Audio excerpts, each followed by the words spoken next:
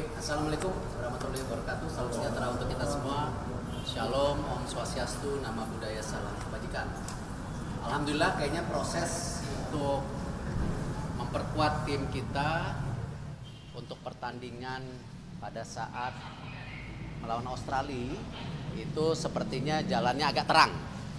Kemarin oleh Romeni kan sudah keluar surat-suratnya dari FIFA sehingga bisa memperkuat, di mana ada beberapa pemain kita yang di depan kan kayak Ragnar nggak bisa main karena ada kuning, dan tentu ada beberapa pemain yang memang di klubnya sendiri ada yang belum menjadi pemain pilihan utama. Nah, mereka juga harus meningkatkan performance mereka secara strength dan tentu secara jam pertandingannya. Tapi ada beberapa posisi yang kita lihat juga perlu diperkuat. Salah satunya di kiper, karena Martin Paes luar biasa. Kita juga bicara sama Martin Paes bahwa persaingan itu diperlukan. Martin sangat welcome. Ya, kita tahu sekarang dia pemain klub utama di Liga Amerika di FC Dallas. Tetapi tentu yang namanya resiko itu pasti ada di sepak bola, yaitu cedera. Nah, kita harus perkuat di posisi goalkeeper kita.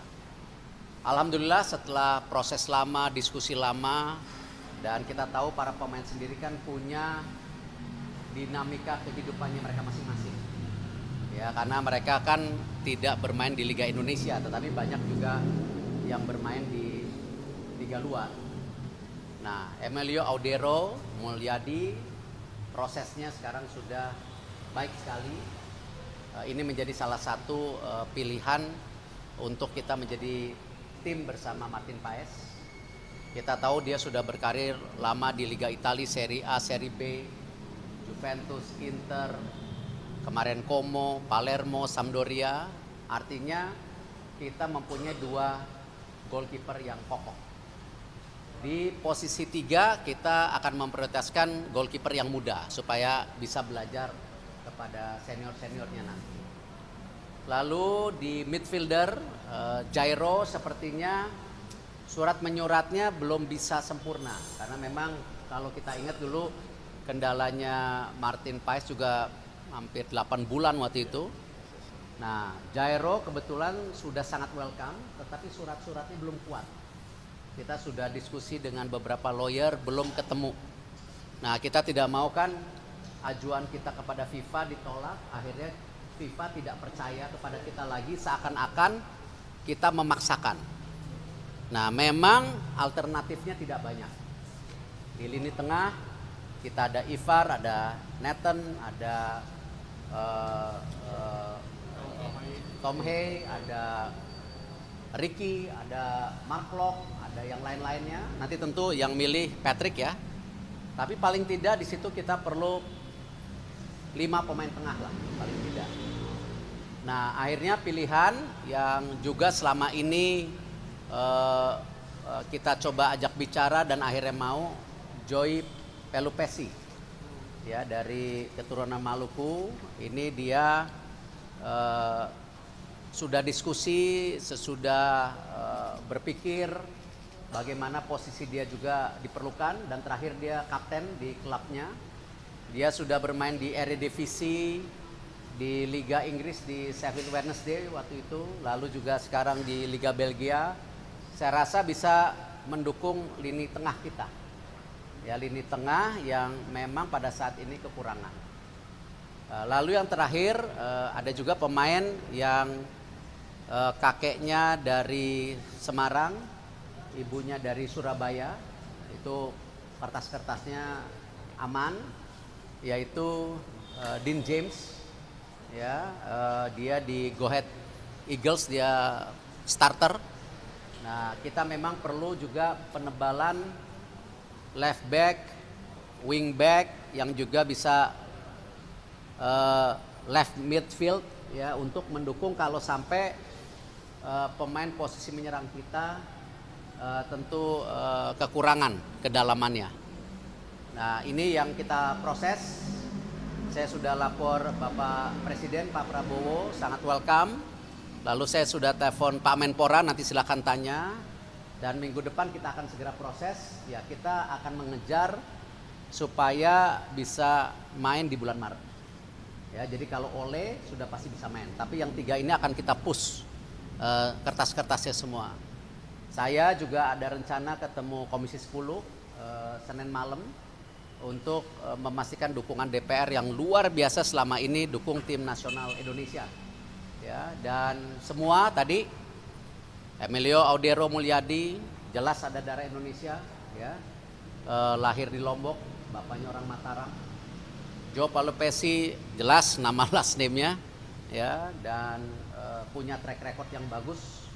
Lalu juga Dean James, kakek neneknya juga kelihatan. Jadi ini yang kita fokus untuk PSSI, memastikan perkuatan tim untuk bagaimana kita bisa meraih mimpi kita tembus Piala Dunia. Ya. Pak Erik, Pak, apakah nama-nama yang disebut Pak Erik ini sesuai dengan keinginan Coach Pesi?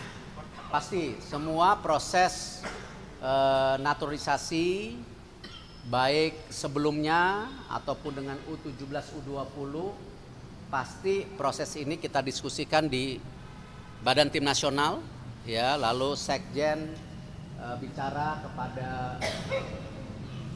para pelatih dan semuanya ada tanda tangannya pelatih biasanya. Jadi kita nggak mau ada tutup menutup.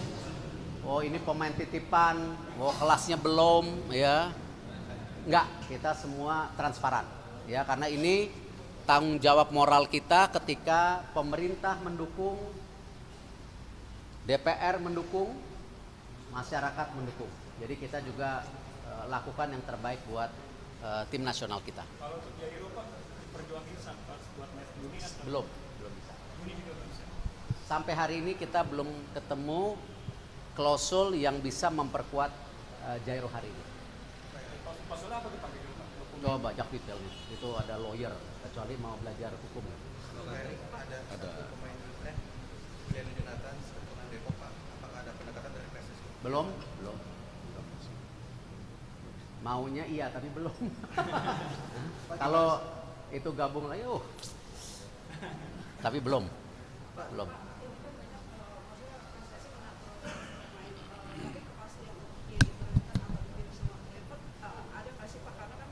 Oh enggak, semua itu pilihan pelatih. Kita memberi kesempatan selebar-lebarnya juga kepada Liga Indonesia, karena itu Patrick, Denny, Alex, Gerald memantau banyak pertandingan di Liga, bahkan sampai ke Maluku. Dan yang menarik itu kita membuat pertemuan antara mereka di fasilitasi PSSI dengan Liga. Dan juga kita berharap kedekatan BTN dengan Liga itu seperti ini. Kedekatan pelatih tim nasional dan para pelatih klub di Liga harus seperti ini. Tim medical nasional dengan para dokter yang ada di klub-klub harus juga seperti ini. Harus semua kedekatan, karena ini semua kerjasama yang harus dimaksimalkan. Kita tahu catatan terbesar kita bahwa tim nasional ini kan tidak pernah cukup waktu untuk latihan senior. Karena FIFA Matchday-nya kan cuma 10 hari. Mungkin baru 2026-2027 kalau tidak salah di bulan Oktober-November itu FIFA Matchday-nya 16 hari. Itu pun digabung 2 bulan, itu tapi lama. Nah itu dinamika ini ya memang konsekuensinya ya memang yang selalu disampaikan oleh Coach Patrick, mesti siap secara fitnessnya, tetapi match kesiapan pertandingannya juga mereka harus upaya mencoba. Pak, apa yang membuat proses Emil Audero tuh panjang Pak di akhirnya Pak? Ya dinamika masing-masing pemain tentu punya pilihan-pilihan ya. Kita tahu waktu itu kan Emil ingin berusaha menjadi salah satu kiper utama di Inter Milan waktu itu. Tentu persaingannya tinggi ya, namanya juga Inter Milan. Ya, Juventus. Nah, tentu ya ada pertimbangan lain dan kita tidak, yang penting kami dari PSSI tidak mau ada kesan begini, bahwa para pemain ini bergabung karena ada komersialisasi. Pemain ini bergabung karena percaya program kita yang serius. Mereka bergabung dengan hati mereka. Ya. Nah, prosesnya seperti ini. Tapi saya rasa luar biasa 2 tahun terakhir respon dari mereka karena program yang kita bentuk sangat-sangat saya bilang agresif ya. Seperti U20, U17, tim nasional putri kemarin di Saudi, sekarang udah di Jepang. Saya rasa udah ikut lagi turnamen di Jepang. Saya rasa ya itu yang mereka melihat kita sangat serius. Timnas 20 tersingkir di Piala Asia Pak, dengan Piala Dunia Timnas 20. Coach Indra bilang siap diganti. Mungkin evaluasi Besok, seperti apa, Pak? besok. Ini Pak Sekjen, Pak Waketum sedang review, Exco juga sedang diskusi. Ya, Pak Mamet, ya, kelihatan serius sekali mukanya. Kayaknya ada pressure. Ya kita besok lah mungkin semua kertas-kertasnya mungkin baru sore ya, baru sore. Pak Erik, terkait 2 asisten pelatih lokal Pak, udah ada namanya atau bagaimana Pak? Nah, dari Coach Patrick semua dengan asistennya siap mentraining 8 ini ya, bukan masuk ke tim ya, mentraining supaya mereka bisa menyampai filosofi dan standarnya mereka. Jadi sementara ini masih itu keputusannya. Tapi kita masih cari lagi. Kenapa nggak langsung terpilih 2 gitu Pak? Ya kembali kan saya tidak bisa memaksa tim kepelatihan. Ya, tetapi 8 kandidatnya bagus, mereka makanya ingin di waktu-waktu yang tepat mereka ingin mentraining mereka. Tetapi tidak di lapangan sementara ini. Ya, kita masih cari lagi. Ya, memang ini kan realita bagaimana PSSI di 2 tahun terakhir meningkatkan jumlah pelatih dari tadinya 3.000 sekarang hampir 12-13 ribu ya, karena memang standar kepelatihan kita jauh tertinggal. Jumlah wasit kita pun, tanya silahkan interview Ogawa-san, jauh tertinggal. Nah itulah 2 tahun terakhir kita bangun jumlah pelatih, jumlah wasit. Ya tetapi memang standarnya kita harus terus tingkatkan, terutama yang nanti di senior tim. Pak Erik, terkait Dirtek, perkembangan udah sejauh mana Pak? Ya, targetnya tanggal 28 seperti yang saya sampaikan.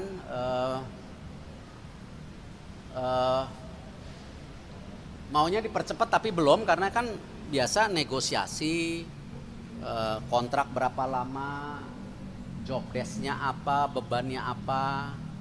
Ya dinamika seperti itu ada gitu. Dan saya belum tanda tangan sampai hari ini, masih ada waktu berapa, 6 hari 7 hari, ya siapa tahu dapat. Ya, tadi saya masih pantau lagi karena saya udah pertanyaan itu. Proposalnya kita sudah kirimkan 3 hari yang lalu, tapi belum direspon. Ya sabar, namanya juga pengen. Jadi mudah-mudahan ya kalau Senin sepakat dengan isi kontraknya ya baru kita umumkan tanggal ya 27, 28. Beberapa kemarin pemain yang dari trial, kejelasannya gimana Pak Erik? Saya belum dapat laporan tertulis dari BTN sama Kosmoci, jadi saya masih belum dapat detailnya. Cuman nonton aja kemarin malam-malam tuh. Sampai jam berapa tuh? Jam 1 malam. Seru juga loh. Cuman di akhir-akhir agak tertekan. Jadi ya mudah-mudahan confident level pemain-pemain putri kita ya bisa naik. Dan ada beberapa pemain yang tidak bisa memperkuatkan, kata Rina Stalin umurnya 15 tahun, dia ada sekolah apa. Tapi saya surprise Sydney Hopper bisa join. ya Claudia bisa join, ya semua, ya mudah-mudahan dengan program tim nasional yang kita juga dorong di Putri, ada juga kompetisi yang disponsorin oleh private sector yang U12, U14, bahkan dari private sectornya sepertinya juga akan tertarik untuk kerjasama untuk Pertiwi yang U16. Ya mudah-mudahan dengan pembangunan grassroots ini talenta putri kita bisa cukup. Makanya kemarin setelah saya meeting dengan Ibu Vivin, beberapa exco Liga Putri, kita kan maunya 2026, tapi talent poolnya ini belum tebel. Ya terbukti tadi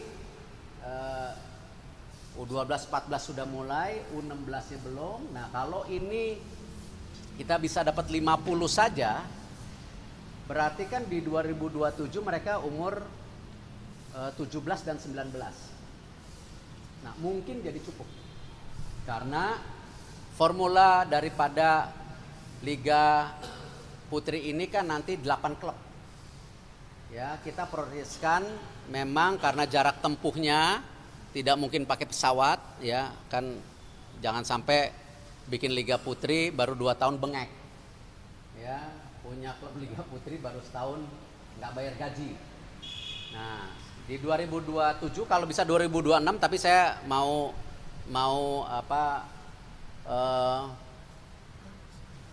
tidak mau terlalu agresif yang ini. Saya mau benar-benar pastikan 8 klub, dia transportasinya kereta, ya bukan pesawat terbang, karena kos transportasi harus ditekan, kalau nggak nanti batuk di tengah jalan.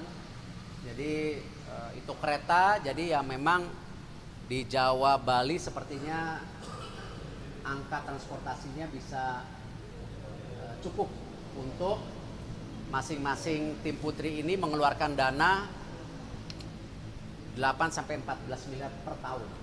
Jadi ini klubnya sudah kayak Liga 2. Jadi ya ini yang saya mesti pastikan secara ekonominya sehat gitu. Jangan hanya sekedar mau PRing, mau promosi-promosi, ternyata berhenti di tengah jalan. Jadi itu yang kita review. Minggu depan kita rapat lagi Liga Putri, ya Pak Sekjennya, untuk memastikan benar-benar angka ekonominya dan talentanya cukup gitu.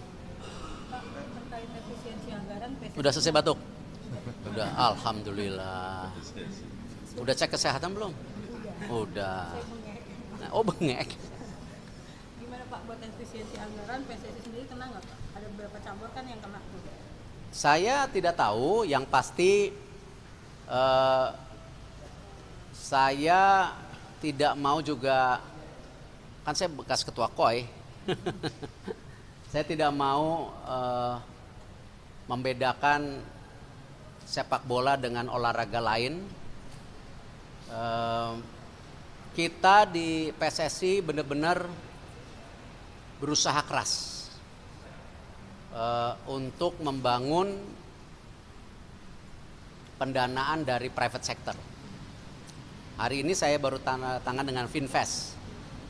Ya, itu lumayan dapat uang lagi. Ya, hampir 70% program kami dibiayai dari private sector. Ya, termasuk supporter, ada jersey, tiketing, ada juga dari media TV, ada juga sponsor. Nah, tetapi memang ini komitmen yang waktu itu disepakati antara pemerintah Indonesia dan FIFA, ya, untuk transformasi sepak bola kita yang memang pada saat itu ya FIFA ingin lihat komitmennya, dan bahkan FIFA buat kantor di sini. Sudah ada 12 event FIFA, ada FIFA Campus, FIFA Club Management. FIFA mengeluarkan duit hampir mungkin $2 juta buat event-event itu. Lalu FIFA juga menggelontorkan dana FIFA Forward 5,5 juta. Jadi ya keseriusan FIFA ya memang harus disambut oleh keseriusan kami di PSSI untuk pendanaan dan saya rasa pemerintah. Dan komitmen pendanaan ini saya rasa tidak muluk-muluk. Dari pertama saya menjabat waktu itu, perjanjian kami dengan pemerintah waktu itu 50-50. Ya, di mana 250 dari pemerintah, 250 dari kami. Tapi alhamdulillah di tahun pertama itu 120 dari pemerintah, dari kami kita mencapai 250 miliar atau 250 miliaran. Nah, tahun ini dengan budget yang 650 miliar, ya pemerintah 220, ya kita harus mencari 400-an. Jadi saya rasa saya tidak mau membeda-bedakan, tapi kita kerja keras. Sama pendanaan kita dari Liga itu setiap tahun, walaupun Pak Sekjen garuk-garuk kepala, itu hanya sekitar 25 miliar. Yang dulu keuangan Liga itu dibutuhkan oleh PSSI hampir 100-150 miliar. Jadi liganya tidak bisa berkembang. Nah, Liga hari ini bisa punya VAR, punya Elite Pro Academy, semua ya karena pendanaannya ke kami hanya 25 miliar. Karena dia punya rotasi sendiri yang pendanaannya cukup. Bahkan karena saya lihat pendanaannya cukup, kita minta lagi untuk VAR untuk Liga 2 harus berjalan di musim berikutnya. Karena situasi di Liga 2 saya rasa teman-teman tahu ya, sangat menyedihkan, dan saya rasa kita akan ada investigasi. Kemarin Pak Kapolri, Pak Jaksa Agung juga dalam beberapa pertemuan mereka punya komitmen yang sama. Ya, kita harus lakukan yang apa di Liga 1 sekarang di Liga 2. Pak, artinya berarti nggak ada pengurangan dukungan dari pemerintah ya? Kan sebelumnya 250, terus 120. Kalau dari tahun ini 227 ya kurang sedikit. Ya, kurang sedikit. Dulu kurang 130, sekarang kurang Ujungnya Pak. sekarang kurang 23 ya rezeki anak soleh. Pak Eris, yang mau diinvestigasi pertandingan Liga 2 yang mana? Saya nggak bisa bicara, ada tim investigasinya. FIFA sudah mengirimkan alarm beberapa game, ya. Nanti kan ada satgas yang dibentuk. Saya rasa Pak Kapolri, Kejaksaan sudah juga punya komitmen selain yang sedang ini kan. Itu ada berapa banyak Pak? Bah, saya nggak mau ini. Nanti itu kan saya tidak mau mendahului atau saya tidak mau suuzon atau menuduh yang belum ada black and white-nya ya. Tapi Liga 2-nya itu yang pertandingan promosi ke Liga 1 atau yang degradasi? Saya nggak tahu. Sih Pak, timnas senior bakal kesini apa sih nanti di Australia sama bakal charter pesawat Pak? Yang saya tahu sebagian akan kumpul di sini karena Liga akan berhenti 4 hari sebelum FIFA Matchday kan. Jadi itu komitmen selama kita sama 3 tahun. Jadi Liga akan mensupport. Jadi pemain-pemainnya bisa training lebih awal. Beberapa pemain saya rasa yang internasional kayaknya langsung ke sana deh. Karena kayak Martin Paes dari Dallas ke Eropa berapa jam itu, mungkin bisa 24 jam itu, lebih kali sama transit. Jadi ya sebagian besar yang dari luar negeri ke sana.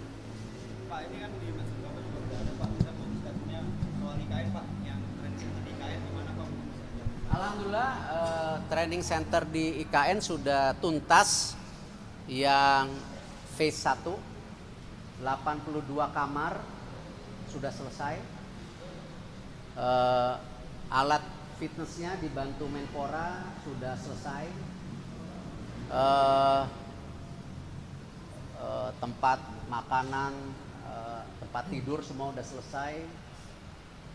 Fasilitas 3 lapangan yang natural, sintetik sudah selesai. Lapangan mini yang taktikal sudah selesai. Multifunction sudah selesai. Dapur juga sudah ada, tapi masih diplastikin, belum dibuka. Itu dapurnya saya lihat. Nanti saya cek. Ya, tapi saya rasa untuk tim putri junior ya nanti setelah diresmikan antara Bapak Presiden Pak Prabowo dan Presiden FIFA, saya nggak tahu nanti waktunya lagi atur, itu bisa dipergunakan.